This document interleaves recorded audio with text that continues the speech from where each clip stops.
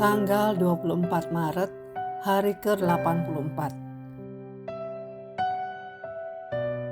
Bacaan 2 Samuel pasal 1 sampai pasal 4. Kepemimpinan yang membangun kesatuan.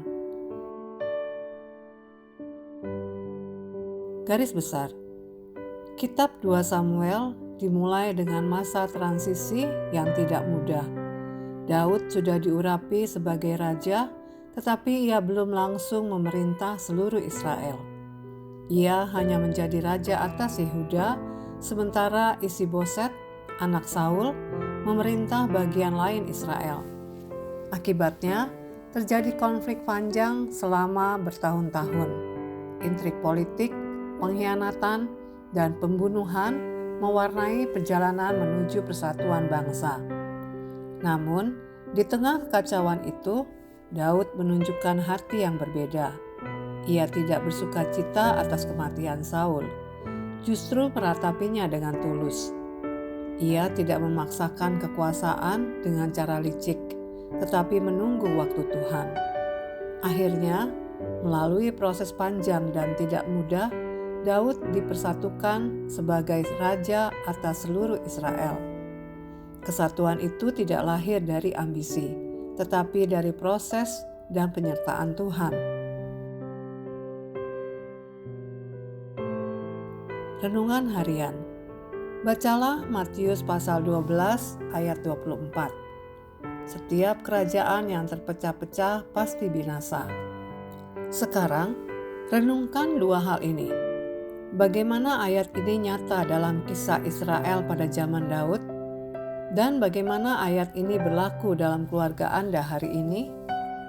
Di masa itu, perebutan kekuasaan membawa perpecahan dan kekacauan.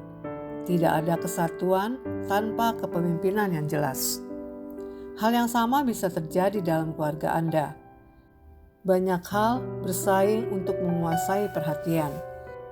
Pekerjaan, kesibukan, gadget, bahkan pelayanan. Tanpa arah rohani yang jelas, keluarga bisa berjalan sendiri-sendiri.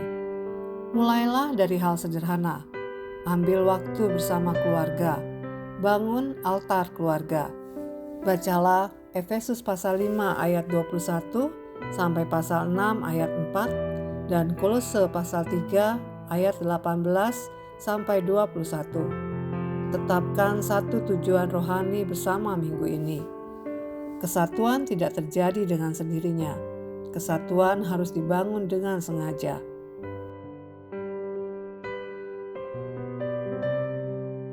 Keluarga yang kuat bukan tanpa masalah, tetapi memiliki arah dan kepemimpinan yang jelas di dalam Tuhan.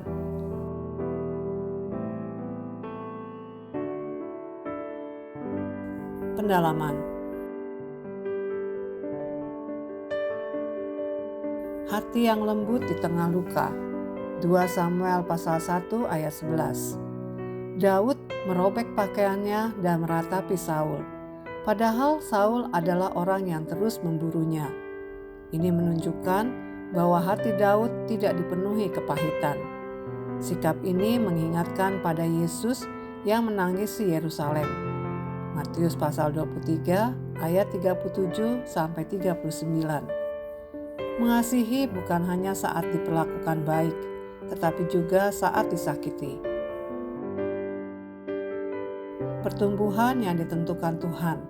2 Samuel pasal 3 ayat 1. Daud makin lama makin kuat, tetapi keluarga Saul makin lama makin lemah. Kekuatan sejati tidak hanya dilihat dari posisi, tetapi dari proses bersama Tuhan. Daud bertumbuh karena berjalan bersama Tuhan, sementara Isi-Boset kehilangan wibawa karena tidak memiliki dasar yang kuat. Jika Anda berjalan bersama Tuhan, pertumbuhan akan terjadi, mungkin perlahan, tetapi pasti. Demikian renungan hari ini. Jika Anda ingin mendengarkan bacaan Alkitab hari ini, silakan buka tautan video yang tersedia di layar Anda. Amin. Tuhan Yesus memberkati.